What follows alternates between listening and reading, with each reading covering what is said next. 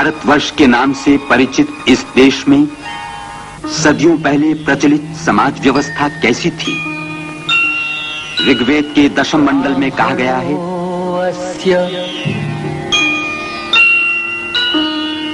मुखम आसित ब्राह्मण, क्षत्रिय, वैश्य, शूद्र ये मूलतः 4 वर्ण थे।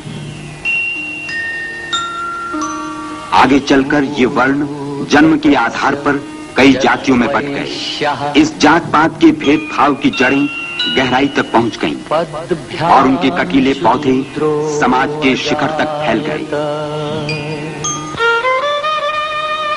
19वीं सदी में विदेशियों का, अंग्रेजों का शासन इस देश में पक्का जम गया था। फिर भी इस उपमहाद्वीप में देहातों, नगरों में से दलितों को अछूत बनाकर गांव के बाहर कर दिया गया था। जीवन उनका जानवरों से भी गया बीता था। दरिद्रता और अज्ञान की कोई सीमा न रही।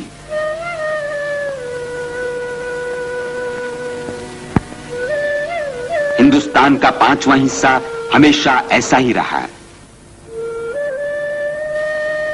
परंपरागत रूढ़ी से दलितों को छूना तक पाप था। बेचारा दलित वर्ग समझता रहा, यही है हमारा प्रारब्ध, यही रही हमारी कर्मगति।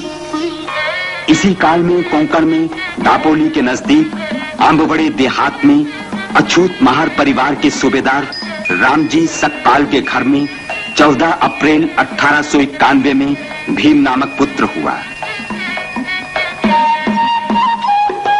भीम की प्रारंभिक शिक्षा दापोली ही में आरंभ हुई।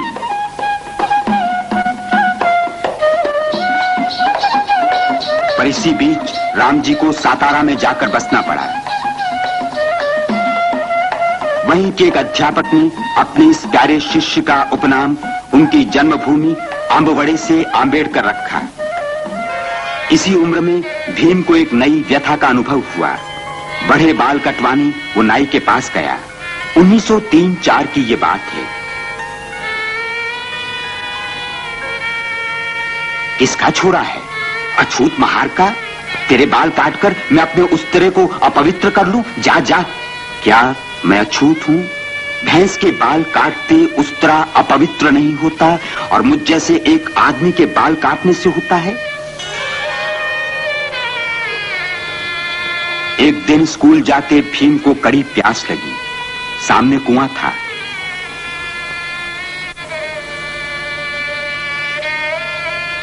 वो कुएं पर जाकर पानी पीने लगा।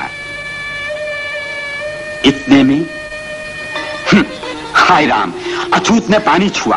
कोई है रे उधर? पीटो थेड़ को, कचू में निकाल दो इसका। अस्पृश्यता क्या चीज है, इसका अनुभव भीम को इसी उम्र में हुआ।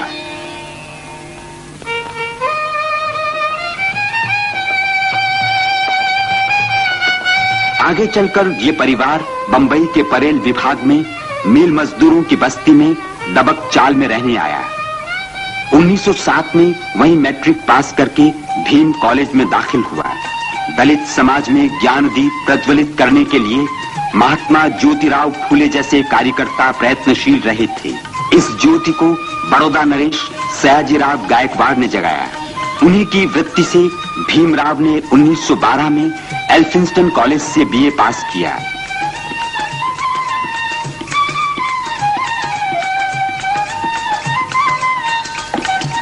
उच्च शिक्षा के लिए 1913 में भीमराव अमेरिका गए।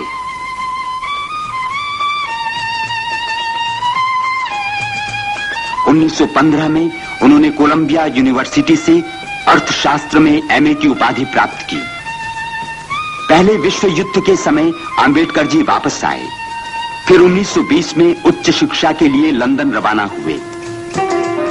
उस समय 2 सगे संबंधी उनके साथ थे। ग्रंथ सगे थे, दारिद्र्य संबंधी था। फिर भी वहां पीएचडी, बीएससी, बारेटला ये एक से बढ़कर एक उपाधियां प्राप्त कर 1923 में वे भारत लौट आए। उसी समय गांधी जी के असहयोग आंदोलन ने हिंदुस्तान में जड़ जमाई थी। सदियों से सोया हिंदुस्तान नई चेतना से जाग उठा था। ऐसी अवस्था में डॉक्टर आंबेडकर जी ने कोर्ट कचहरी की आमदनी से परिवार को सुखी बनाने की अपेक्षा दलितोद्धार का कार्य अधिक पसंद किया। 1924 में उन्होंने कई कार्यकर्ता तैयार किए। उन्हीं कार्यकर्ताओं की सहायता से बहिष्कृत हितकारिणी सभा की स्थापना की गई। थोड़े ही दिनों में उन्होंने बहिष्कृत भारत नामक पाक्षिक पत्रिका निकाली। वास्तव में राव बहादुर बोले जी द्वारा 1923 में काउंसिल में पारित प्रस्ताव के अनुसार सार्वजनिक पनघट अछूतों के लिए कानूनन खोल दिए गए थे। फिर भी वास्तव में स्थिति जैसी की वैसी थी। जानवरों की छुआछूत चलती थी, लेकिन दलित आदमी दूर दूर।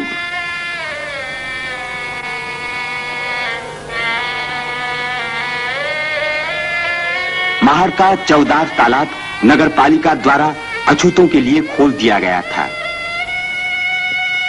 वहां अपना अधिकार स्थापित करने के लिए डॉक्टर आंबेडकर जी ने आम दलितों को संगठित होने का संदेश दिया। उनकी पुकार पर देहातों में से हजारों अछूतों ने 1927 में चौदार तालाब की ओर मोर्चा निकाला। महाड़ में परिषद हुई।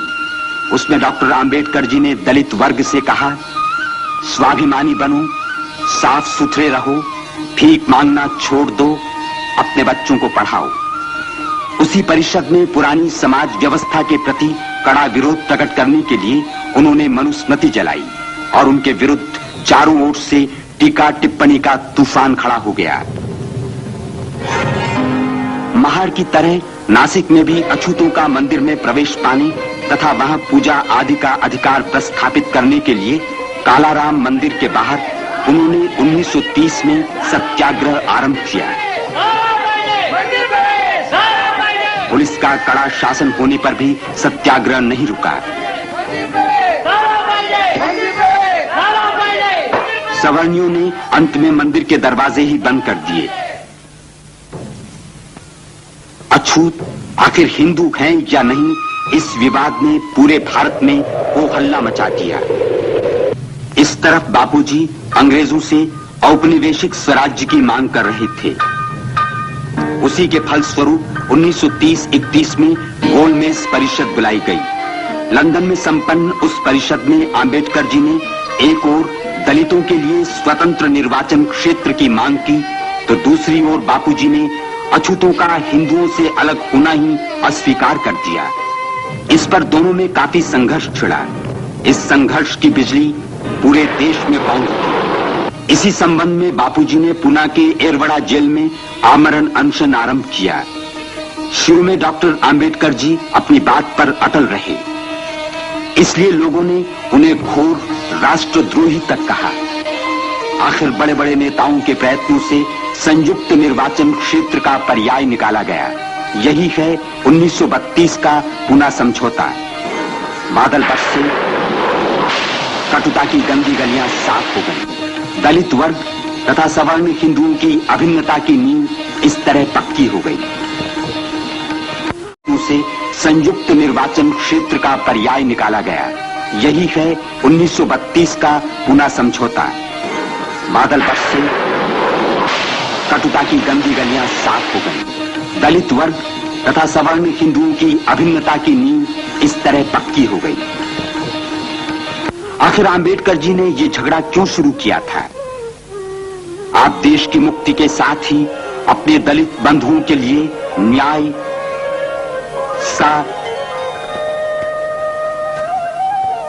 स्वयं निर्णय तथा बंधुत्व चाहते थे। न्याय, समता तथा स्वातंत्र्य लड़कर मिल सकता था, मगर बंधुत्व वैसे नहीं मिलता। इसीलिए आपने 1935 में येवले में धर्मांतर की घोषणा की। आपने 1936 में स्वतंत्र मजदूर पक्ष की नींव डाली। आगे 1937 में आप विधि महामंडल के प्राध्यापक और बाद में प्राचार्य भी रहे। 1939 में दूसरा विश्व युद्ध छिड़ा। डॉक्टर आंबेडकर जी ने उस समय दलितों की महार पलटन खड़ी की। दरमियान क्रिप्स योजना में उन्होंने दलितों के पक्ष का जोरदार समर्थन किया। 1942 में ब्रिटिशों के शासनकाल में आप श्रम मंत्री चुने गए। अब वे दलितों के बाबा साहब बने।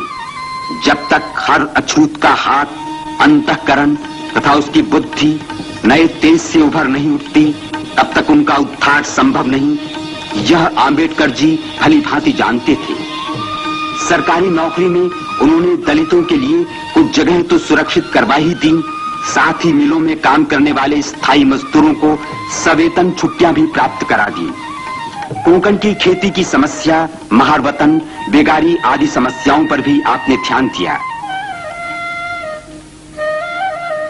हजारों वर्षों से अकर्मण्य बने दलितों के दिलों में आत्मविश्वास तथा स्वाभिमान की ज्योति डॉक्टर आंबेडकर जी ने प्रज्वलित की।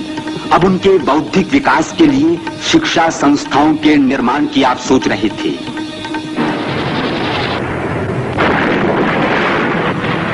इतने में 1945 में युद्ध समाप्त हुआ। 1947 में भारत स्वतंत्र हुआ। डॉक्टर आंबेडकर स्वतंत्र भारत के पहले विधि मंत्री नियुक्त हुए। राष्ट्र ध्वज समिति के आप सदस्य थे और इसी समिति के कारण सम्राट अशोक का रथ चक्र तिरंगे ध्वज के बीचों बीच आ गया। संविधान निर्माण समिति के आप ही सूत्रधार थे। इसी समिति ने संविधान में न्याय, स्वातंत्र्य, समता तथा बंधुत्व भावना की आरंभ में ही उद्घोषणा की। संविधान की धारा 17 के अनुसार अस्पृश्यता सदा के लिए दफना दी गई। एक नया युग आरंभ हुआ। शूद्राति शूद्रों के समान ही भारतीय नारी को भी अधिकारपूर्ण जीवन प्राप्त हो जाए, इसलिए उन्होंने विचार विमर्श के उपरांत हिंदू कोड बिल तैयार किया। उसके पक्ष में जनमत जागृत करने की भी उन्होंने कोशिश की।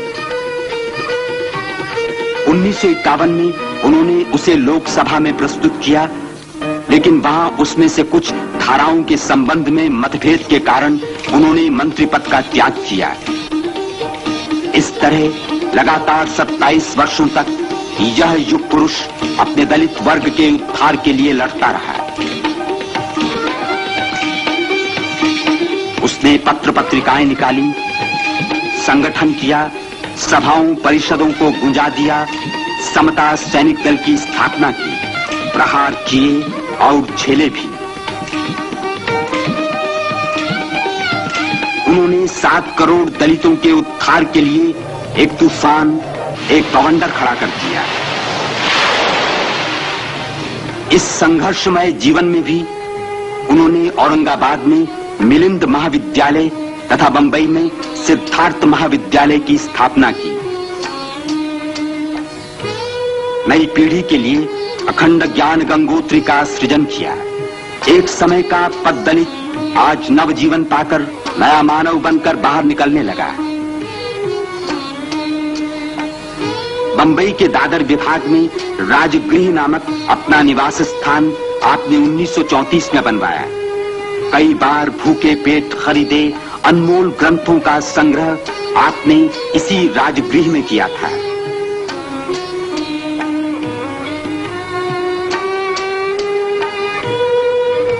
जीवन के तूफानों में भी आपने समय निकालकर अर्थशास्त्र, विधि, धर्म, इतिहास आदि विषयों पर अनेक मौलिक ग्रंथ लिखे। 1952 में इस प्रकांड पंडित को विश्वमान्य कोलंबिया यूनिवर्सिटी ने डॉक्टर ऑफ लॉज की उपाधि दी। जीवन की संध्या आई। अब एक ही कामना थी, परम तत्व में विलीन होने की।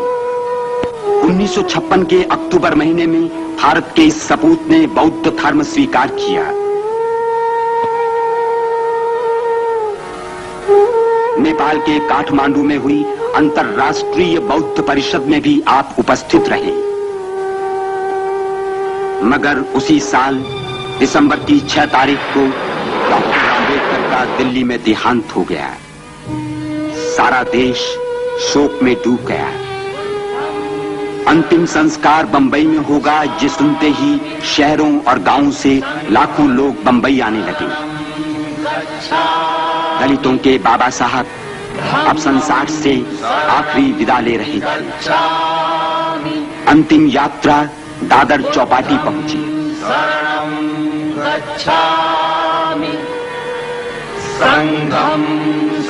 उन्हें शाही सलामी दी गई। चंदन की चिता में उस महामानव का शरीर लपटों में विलीन हो गया। वे चले गए, मगर उन्होंने भारत तथा हिंदू धर्म पर लगा अस्पृश्यता का कलंक सदा के लिए मिटा दिया। सदियों से चली आई इस जर्जरित रूढ़ि को जड़ से मिटा देने वाले इस परम प्रतापी युग पुरुष के जीवन का उज्जवल इतिहास केवल भारत को ही नहीं बल्कि सारे संसार को ये संदेश देता रहेगा। न त्वहं कामये राज्यम न स्वर्गम न पुनर्भवम कामये दुःखतप्तानां प्राणिनां मार्तिनाशनम्। दुःखमागमा